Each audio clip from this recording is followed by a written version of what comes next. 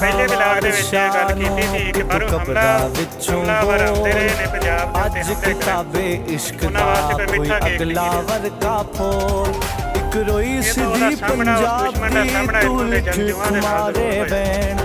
ਅੱਜ ਲੱਖਾਂ ਦੀਆਂ ਰੋਂਦੀਆਂ ਤੈਨੂੰ ਵਾਰਸ਼ਾਂ ਨੂੰ ਕਹਿਣ ਵੇ ਦਰਦ ਮਦਾਂ ਦੇ ਦਰਦੀਆ ਉੱਠ ਤੱਕ ਬੜਾ ਪੰਜਾਬ ਅੱਜ ਦਿਲ ਲਾਸ਼ਾਂ ਵਿਛੀਆਂ ਤੇ ਲੋਦੀ ਭਰੀ ਚਨਾ ਕਿਸੇ ਨੇ ਪੰਜਾ ਪਾਣੀਆਂ ਵਿੱਚ ਹੋ ਦਿੱਤੀ ਜ਼ਹਿਰ ਜਲਾ ਤੇ ਉਹਨਾਂ ਪਾਣੀਆਂ ਦਰਦ ਨੂੰ ਦਿੱਤਾ ਪਾਣੀ ਲਾ ਇਸ ਜ਼ਰਖੇਜ਼ ਜ਼ਮੀਨ ਦੇ ਲੂਲੂ ਪੁੱਟਿਆ ਜ਼ੇ ਗਿੱਠ ਗਿੱਠ ਚੜੀਆਂ ਲਾਲੀਆਂ ਤੇ ਫੁੱਟ ਫੁੱਟ ਚੜਿਆ ਕੇ ਅੱਜ ਅੱਖਾਂ ਵਾਰਸ਼ਾਂ ਨੂੰ ਕਿਤੋਂ ਕਪੜਾ ਵਿੱਚੋਂ ਬੋਲ